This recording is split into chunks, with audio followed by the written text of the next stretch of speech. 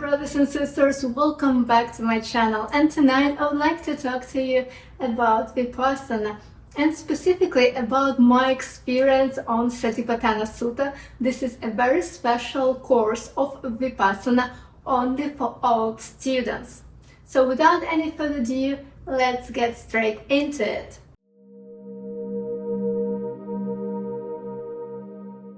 Satipatthana is the other word for Vipassana. It's like a synonym. And Sutta is like a scripture, like a lecture. So this is the exact words Buddha gave to humanity about Vipassana. This is the scripture, recorded words of Buddha about Vipassana, how one should practice Vipassana, and what benefits he or she may gain. And this course is open only to all students who sat at least 3 10-day courses of Vipassana. So finally I was qualified to do that, and I was so happy and excited because it was a long dream of mine to study in depth and to see word by word what Buddha had said from his own mouth. And it all started from Jinkies. In one of the Jinkies, Richard Rudd is presenting the words of Buddha. And I was very skeptical and interested. How does he know that these are the exact words of Buddha? And I made this dream, this manifestation, this intention that one day I want to find the exact words of Buddha somehow from some tradition. Later, dream arc, another part of Jinkies, more like a shamanic spirit animal part, brought me to Vipassana. And I realized that this is the practice of Buddha. And then on my first course, I learned about Satipatthana Sutta, that this is the course to study the exact words. So this is why I was so excited. We were given the books. The sutta was written in Pali and translated to English or wherever the language you choose. So we could see and study both and listen to the explanations of Goenka ji, why Buddha said like this, what they think that he meant. So it was really going in depth. We had like notebooks and we could study it. I had so many notes with me. I brought home this notebook, and yeah, I highly recommend to every old student who has this commitment and devotion to this path, to come and take part in this course, Satipatthana, and to study in depth the exact words of Buddha. And every morning we were listening to the recording of Goenka ji chanting the whole sutta from beginning to the end. And it was so beneficial because if you practice Vipassana for a long time, you most probably understand that our thoughts come in layers. There are like loud thoughts, medium thoughts, and very subtle thoughts, which is very difficult to eradicate. This subtle layer, sometimes it appears like a song which like plays on a repeat. This is something which is very deep in your subconscious, and it's really hard to get rid of it. So at this course, this subtle layer, the deepest layer of my subconscious, was filled with Goenka ji chanting the Satipatthana Sutta. So at least I was feeling this blessed energy, this divine energy on this deep level. And I was able to go even deeper. I won't talk here about all the benefits and insights I got from Vipassana. You can watch my previous videos. I will just say the additional, like on top benefits and insights which I got. So because there are only old students here, you automatically straight away you're diving deeper because there is no distraction. Everybody at this course knows exactly why they're there, and everyone is practicing, sitting in adhitthana and strong determination, and you got inspiration from that. Because I met ladies who were practicing for 9-20 years. I met and make friends with a girl who started to practice Vipassana at the age of 8. Can you imagine? And now she's 37 as me. So like almost her whole life she was practicing Vipassana, and I'm hoping to make an interview with her for you. And everyone, just you feel this presence. You feel this energy they're carrying, of this determination to go and to walk this path to the end. So my first lesson I actually got from the folks I arrived one day early to help set up the course, and I was walking through the premises, and this cute little fox was sitting on the side of the road staring at me. She was small, cute. It was first time I've ever seen a fox in the wild, and she was completely not afraid of me. And it was like definitely a sign for me, because there was no one else on the road. So of course I went to the remark and I checked the meaning of the fox. And the fox is trickster, and her message was that I will stir your world upside down. Wherever you hold sacred, wherever gods or goddesses you pray to, I will show the darkness in them. And wherever you think the darkest parts of our life is, I will show the light there too. So I was like, oh, interesting. This is such a deep and profound message and challenge for the upcoming course. And what do you think?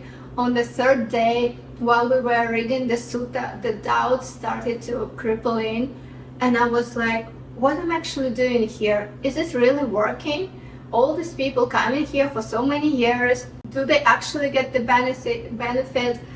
Show me anyone who went like not out of body, but beyond mind body phenomenon. And all these thoughts started like to undermine me, because doubt is one of the most powerful enemies. Vipassana teaches that we have 7 enemies and 5 friends, or 5 enemies and 7 friends.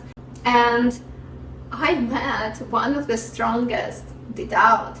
And luckily my teacher helped me to go through it and just observe it, because if you are ever in doubt, and you will be, any teaching you go through, any spiritual teaching, any life situation, any partnership or relationships, there are always going to be a stage where doubt will enter and cripple in.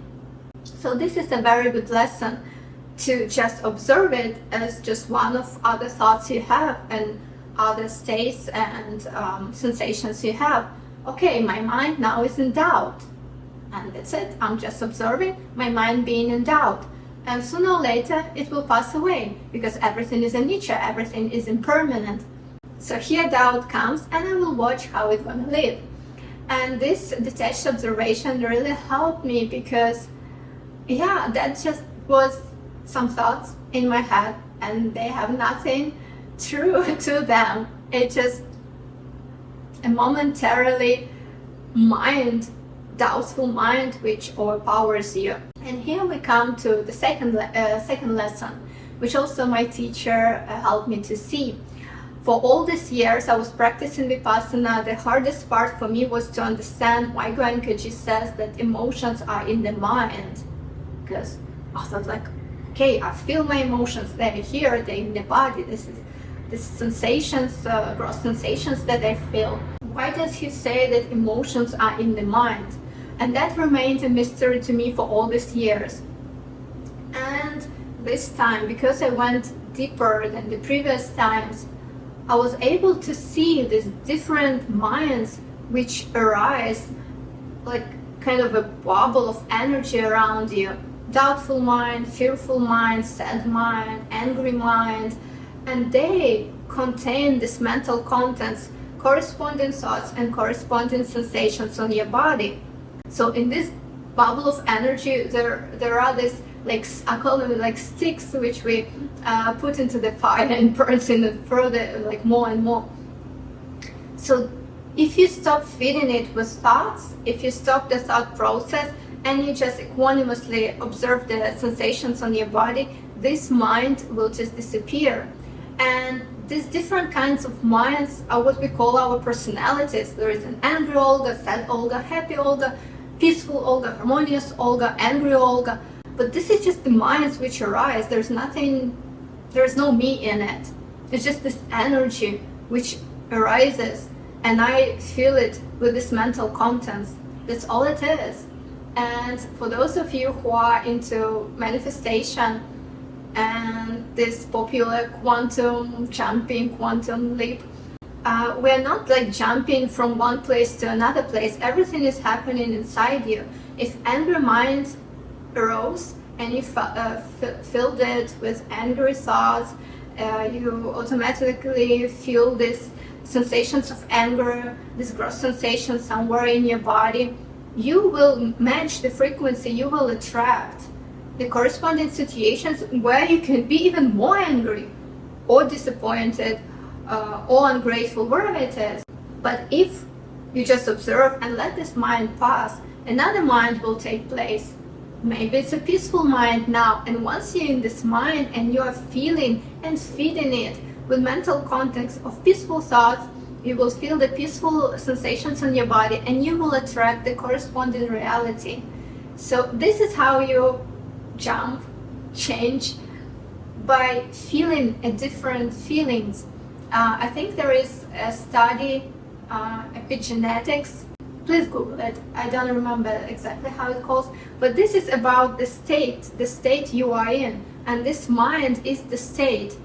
So yeah, this was beyond helpful. And the third lesson I received, I also talked to the teacher. It was a lot of teacher talking this time about enlightenment and what does it mean, because how do you know that the person which claims to be enlightened is actually enlightened? Because nowadays, with this commercial spirituality here and there, everywhere, everyone can claim that they're enlightened, and if they are good salespeople or have a charisma, they can lead you somewhere where you don't need to go. Because true spirituality will never sell you anything. Let's start from that. But even that, how do you know? Even for yourself, how will you know if this is enlightenment or just some heightened state of awareness or like of your energy? So teacher explained me exactly the qualities, let's say, or not even the qualities, I don't know how to say, like what the person will experience, how he will feel. I just don't want to say it, so that's why I'm trying to create these words, because if I will tell you, then anyone who is watching YouTube can listen to it and then claim that this is exactly what they're going through and experiencing. So be careful with that. If you are interested, really, truly, just DM me or go to Vipassana and ask the teacher. You know, that's how we can keep it in its purity and not give this food to those people who just want this commercial spirituality, money out of you, to, you know, pollute this knowledge, this wisdom, and claim that they are something they are not. Let's leave it here. I just wanted to mention that that was a big deal for me to actually know step by step what will happen to a person who goes through enlightenment process. And the last part I want to mention, which was so interesting for me, my mind, my consciousness got really cleaned up at Satipatthana, and I was able for the first time to notice how my brain changed its waves. Like we know it's alpha waves, gamma waves, beta waves, wherever other waves. Obviously I don't know, oh now I'm in gamma waves or beta waves. No, I don't know this, but I know I can notice precisely when the frequency changes, when I'm going from active brain to less active brain, to meditative brain, to sleeping brain. Before I could notice only the exact change of temperature by 1 degree, or like when sun is rising or setting up, I could see this gradation of light, how it's diminishing or getting brighter, right? But this was with my brain, and it went to such extent that I could observe myself sleeping.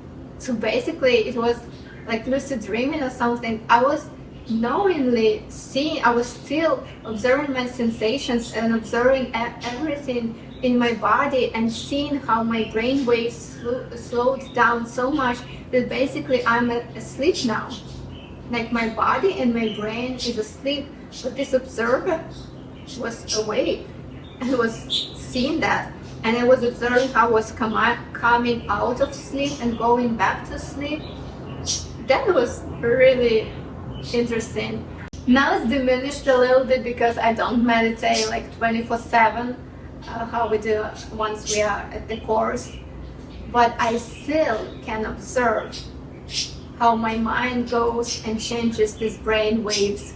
This is interesting. I'm taking it with me because once you go on the deepest brain waves, even deeper than a meditation state, even more of your subconsciousness arises to the top, to the surface. It's always there, but you are never aware of it. But now I'm aware of these deep layers of subconsciousness. I can feel more deep, like much deeper, the sensations in my body, the sensations of my nervous system, the states which are buried so deep within my physical body, within my psyche. It really helps. It really helps to observe it. I guess that was the main.